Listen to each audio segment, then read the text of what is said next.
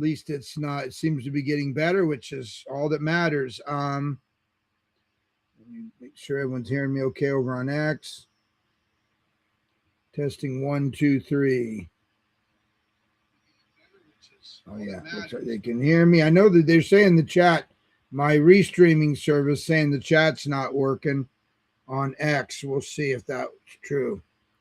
Yeah, it looks like GM Goachmaster, my buddy from X, but coming at me over on YouTube. Chat's working over there, but for those of you on X, the chat is not working. The software I use to stream to multiple platforms is not working. So early for Goachmaster there, 6:35 a.m. on the West Coast, but we had some good data today.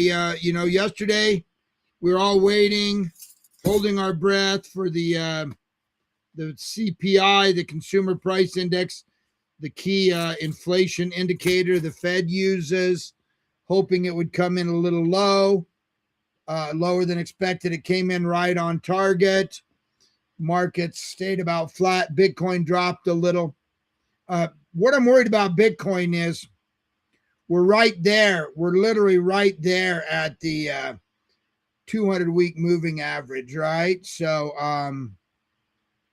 yeah, Mr. Heine, the PPI numbers did come in better than expected. Also, jobs report or unemployment the jobless claims were higher than expected. So that's bad news that becomes good news.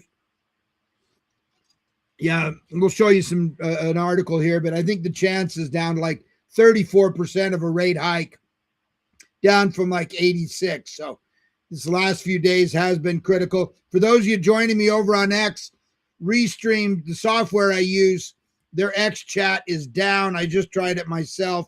So if you're typing anything in from X, I won't be able to see you.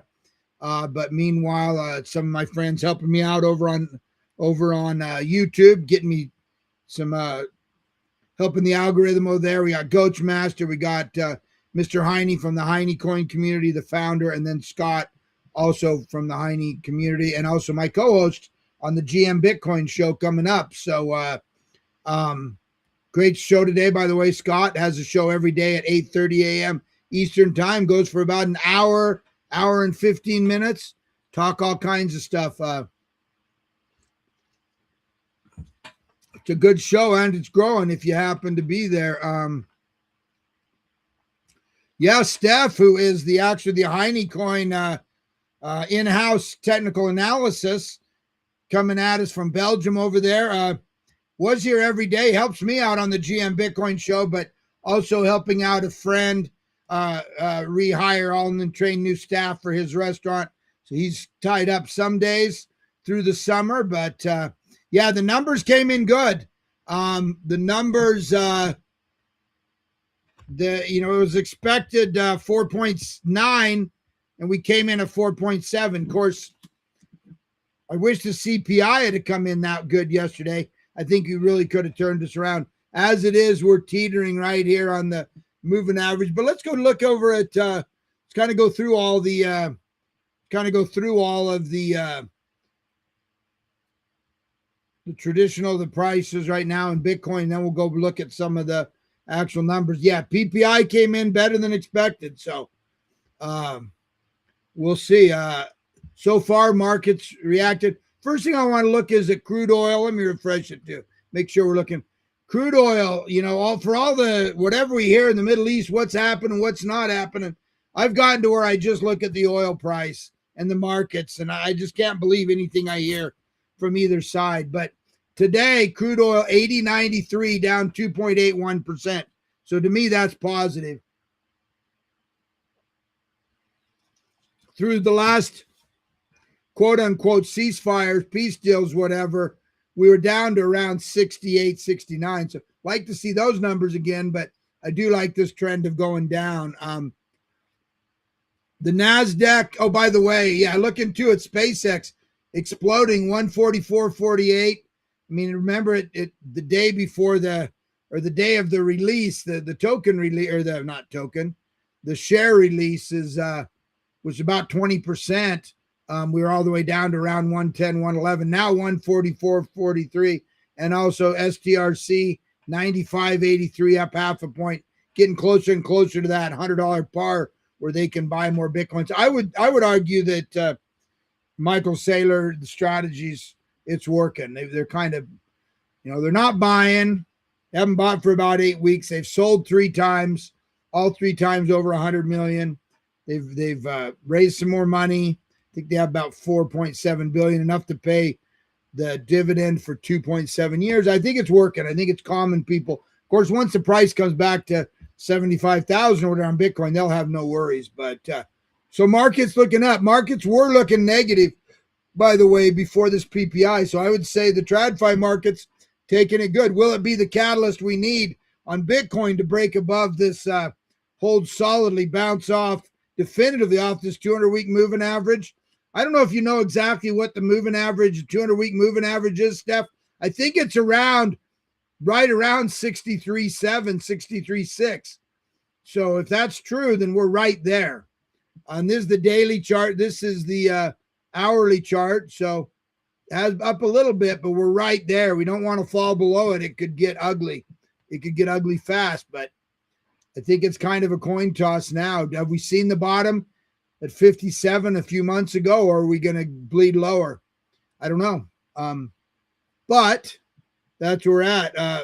Ethereum, 1892.9, down half a point. Bitcoin, by the way, is down 0.2 for the day. XRP, man, XRP barely hanging on to $1. Look at this, 1.0078, down 0.6. But man, for the month, it's down 8.3%. So we've really XRP's really been going through it. Solana kind of been leading, 76.2359, flat for the 24-hour. So for some reason, Solana's kind of been leading a little bit.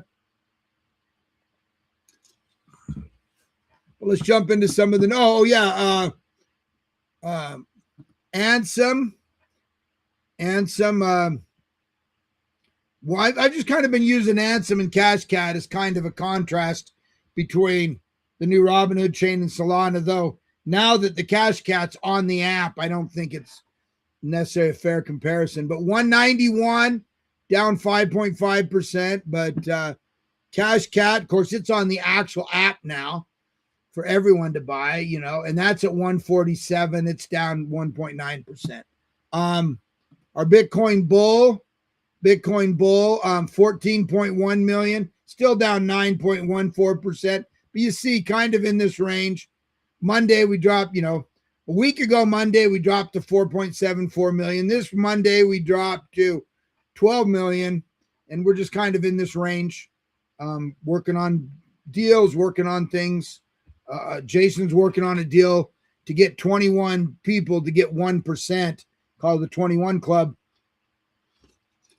You kind of have inside access to Jason, mentoring, helping with business ideas, and holding the line and doing things. So that's kind of a cool club if you have the enough or the liquidity to get in that. It's about $140,000 at this point. So anyway, good things happening there. Our buddy the Bela, our buddy Sikasa, had a nice little bounce. Look at that candle today.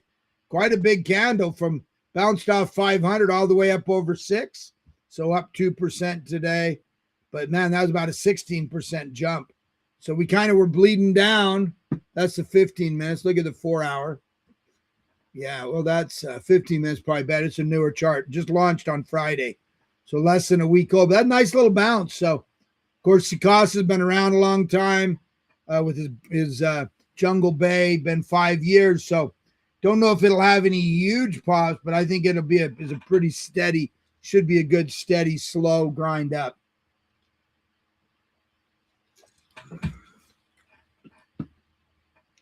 And then looking at the news here, including we'll look at that the PPI numbers. Bitcoin firms are asking AI labs for early access to their most powerful models to fight hackers. They say strong AI can find Bitcoin software flaws, but security rules often block trusted researchers from using it. They argue hackers do not face the same limits, giving them a better chance of finding and exploiting flaws. Support has grown from 40 to 77 signatories, including Coinbase, Strategy, Mara, ARK Investment, among others. You can see all of those. This from Coin Bureau. Bunch of companies, wanting to get early access because that could, with the AI models, it definitely puts an incredible strain on software, potential bugs, exploits, things like that. XRP getting closer to everyday spending in Japan. Rakuten is connecting XRP with its rewards and payment ecosystem. So people convert their Rakuten points into XRP and then into Rakuten Cash for purchases. So there's 100 million users. So that should be good. Love to see that adoption, real world adoption could help XRP. It needs something. It needs a boost, man. It's holding on. It's on holding on to that, barely holding on to that dollar. So here's what Steph and them were talking about. PPI data at 4.7, expectation 4.9. By the way, if you're over on X, the chat feature doesn't work. If you want to type a message, I'll just test it again. Restream Services, who I use, they had an alert when I logged in this morning that they're getting that fixed. So if you're on X, if you're on YouTube, you can put a comment in the comments, but not in over on X. So I think you can still hear me and listen, just can't make any comments. But appreciate everyone listening live over there, and just can't make any comments today. So anyway, that's the big news. PPI, which is the producer price index, which is usually an early indicator of inflation, because if this is high, it eventually makes sense that if a manufacturer's paying higher for their goods, then it's eventually going to work its way to the consumer. So a good early indicator, and we had some good news there. Instead of being 4.9%, it's 4.7%. So that's a good thing. Far less chance now of a rate hike. I don't know if it's enough ammo for a rate cut, but I mean, a few weeks ago, we were almost for sure going to, the numbers were all pointing like 89, 87%. There'd be a rate hike in September. So those numbers have changed drastically. Factory construction jobs are being added 10 times faster than a year ago. So a lot of the stuff Trump's doing, bringing all these companies building factories and stuff, all this outside trillions and trillions of dollars, 10, 15 trillion, maybe even more. That's going to have good long-term effects, but it's like losing weight or getting in shape. It doesn't happen overnight, but though that is a good thing. But there's also a lot of problem. We almost pushing $40 trillion in debt. We're having trouble with credit card defaults, repos, people not paying their car payments. So now this is also, well, what you'd call good news, bad news that could become good news. Initial jobless claims were expected to be 202, and they came in at 209. So 7,000 more jobless claims than expected. Now, you ask, why is that? That's not good. Why has it become good news? And the reason is the Fed has a dual mandate: keep inflation at 2% and maximize jobs. So with inflation being the same or lower, and then nothing but bad news on the job front, I don't think they're going to raise. And then could they cut? I don't know. I've seen crazier things happen on election year. Mr. Heine says, the Heine coin says, I don't think rate hikes now in September, but a lot can happen over the next 30 days. Yeah, I don't think so. I don't think we're going to have, who knows? I don't think so. I mean, it's down. I have an article here. I think it's down to like 34%. So I think you're right there. I don't think we see a rate hike. And like I say, we were literally calling, the numbers were all pointing at a rate hike, 3 maybe even this year, and now not. So that's a good thing. Could they somehow tweak that into a rate cut? It'd be good for Trump in the midterms if it did. I think that might be a bridge too far. Possible, but not probable. So now we had today was all good news. Even the bad news was good news for the Fed. IBM and OpenAI team up. Enterprise AI just got a major boost. I don't hear much about IBM when it comes to AI, so I don't understand that. I know you have the other one that just announced earlier. What is theirs? And you have Lenovo and you have Dell. They're all making all these servers. Maybe IBM's going to get in the racks and the cooling systems and all this stuff. So anyway, AI is definitely going crazy. Got energy, got all these huge data centers going in. Michael Saylor said BTC is digital capital, STRC is digital credit, and stablecoins sit on the transactional end. So thank you, Mr. Saylor. I like I say, seeing them at like $96, I think their strategy to buy time is working. And who would have thought if they were our biggest buyer quit buying and actually sold, $3.5 billion, $350 million worth of Bitcoin, that we'd be holding on still above the 200-week moving average. But I'd like to bounce off it. I don't like being here. Yeah, U.S. debt nears $40 trillion. No bueno.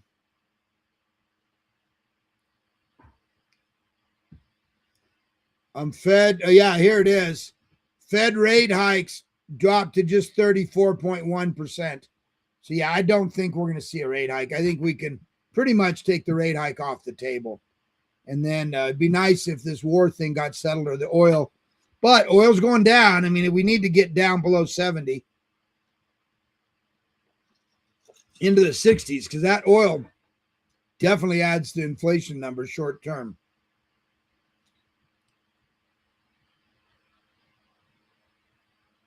Trump signs memo allowing private firms to help the government hack foreign criminal groups. So use some of the talent out there. Let them. So interesting. I didn't hear much about it. I saw that last minute, but let's take one more look over at the numbers, see if anything's changed. Also, I think Jason is doing at Going Parabolic is doing he's doing an interview on Gemini. Let me see when that is. Between 10 and 11 a.m. So, yeah, it might be doing during our show. So we'll see. We'll have to post a recording. But, yeah, on at Gemini. So you could also go to his thing at Going Parabolic and see if he let me see. Okay, yeah. So anyway, we'll keep an eye on that. He might jump into our show here in at the top of the hour.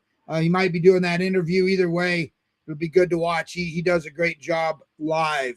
Okay, let's refresh one more time. My favorite restaurant, the Cheesecake Factory, crushing Chipotle, which is interesting. You wouldn't think those people would be competitors.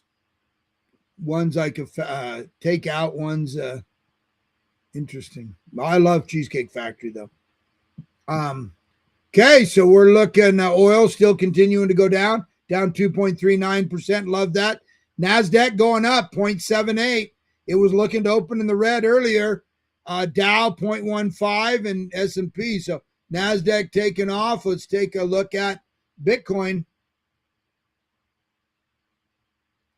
All in all, I think we have to say it's a good news week. I just don't like that we're sitting right on that 200-week moving average. That's scary because a break below that could, a lot of people think that we're going to go lower before we go higher. So, yeah, about the same. Let's look at the hourly chart here. 63,734, up a little bit. I'd like to see 64. I'd like to see us above 65 on the way up. But anyway, we'll see. Got today and tomorrow. We get decent news. I mean, decent. Yesterday, CPI was as expected. Today we had, which wasn't like great, but not bad for, the Fed to consider. At least it's not going up. They would almost had to hike rates if it was. PPI that come in today, 2 points below expected. And initial jobless claims higher than expected. All three of those things make it virtually a slam dunk that we will not see a rate hike in September. So, how the market digests that over the next few days, we will see. But we'll be back tomorrow. Join me right now at the top of the hour. If you're on X at Crypto Bull Ron, myself, Scott, maybe Steph will join as well, talk some more technical analysis. We'll talk some TBB. Jason may or may not join us if he's doing that interview. But either way, that's all great. We moved forward, had a lot of spaces. Yesterday, we had 3 TBB spaces going on at the same time. I know behind the scenes, Jason's working on some stuff. I'm working on some stuff behind the scenes, soon to be announced. But yeah, it is what it is. Thanks for joining me live. If you have time, come. Please feel free to join me over on the GM Bitcoin Morning Show. We'll continue this conversation. And thanks again. I really appreciate everyone